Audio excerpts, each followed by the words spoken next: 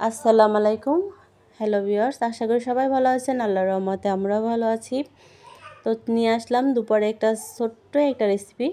তো রেসিপিটি ভালো লাগলে অবশ্যই লাইক, কমেন্ট, শেয়ার করবেন।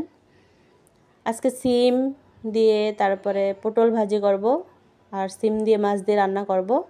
মাছটা আমি ভাজি বসাই দিলাম। এখন এই যে সিম আমি কাটাকাটি করে নিলাম, কেটে ধুয়ে নিলাম। আলু দিয়ে সিম দিয়ে মাছ দিয়ে রান্না করব। এখানে আমি মশলা করে নিলাম, ব্লেন্ডারে মশলা করে নিলাম, একটু জিরা বাটা, পেঁয়াজ বাটা, কারণ আপনার ভাইয়া পেঁয়াজ বাটাটা ছাড়া খায় না। এখানে আমি আমাদের সবারই ঘরে ঠান্ডা, জ্বর, আনারস, মালটা আমি একটু কিছু কেটেও নিলাম খাওয়ার জন্য। তো এগুলো রাত্রে নিয়ে আসছিল, তো এখন রান্নার ফাঁকে ফাঁকে এগুলো আবার কাইটা নিজেও খাইলাম, সবারই দিলাম।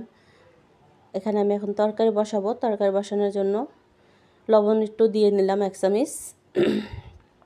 কারণ লবণটা দিলাম এই জন্যই, কারণ পেঁয়াজ বাটাটা হয়েছে ভিজা, তো তেলে দিলে ছিটে ওঠে, এই জন্য আমি আগে লবণ দিয়ে দিলাম। তো পেঁয়াজটা এখন আমি আগে ভেজে নেব, ভালো করে ভেজে নিয়ে পরে আমি মশলাটা কষিয়ে নেব।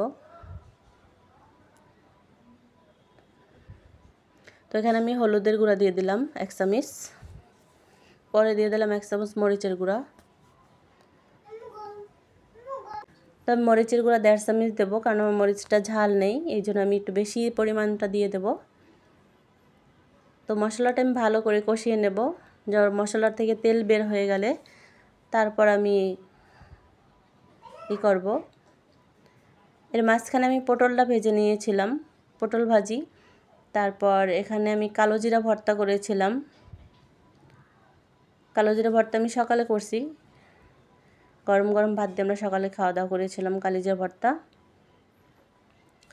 যে মশলার তেলটা বের হয়ে গেছে ভালো করে, আমার মশলাটা কষানো শেষ। এখন আমি সিমটা দিয়ে দেব, সিম আলুটা দিয়ে দেব ভালো করে কষিয়ে তারপর আমি মাছগুলো দেব।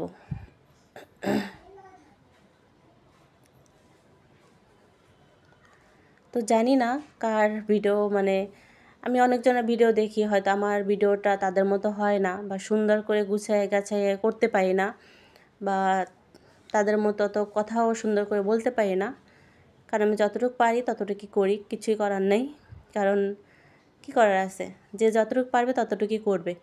তার ভিতরে আপনারা যদি আমার ভিডিওটা দেখে সাপোর্ট করেন, বেশি আমার পাশে থাকেন, অবশ্যই আমি তাহলে আরও হয়তো সামনে আগাতে পারবো। আর যদি না পারি তাহলে তো আর আমার কিছুই করার না, আমার ব্যর্থতা, আপনাদের না, আমার ব্যর্থতা। তো আমার মাছটাও হয়ে গেছে, তার মাঝে একটু আমি বাড়তি কথা বলে নিলাম। তো মাছটা আমার হওয়ার কাছাকাছি। তো এই তো এখানে আমি আবার ছেলের জন্য আলাদা করে রান্না করব মাছ দিয়ে, 1 পিস মাছ দিয়ে। আর ভিডিওটা আমার শেষ। আল্লাহ হাফেজ।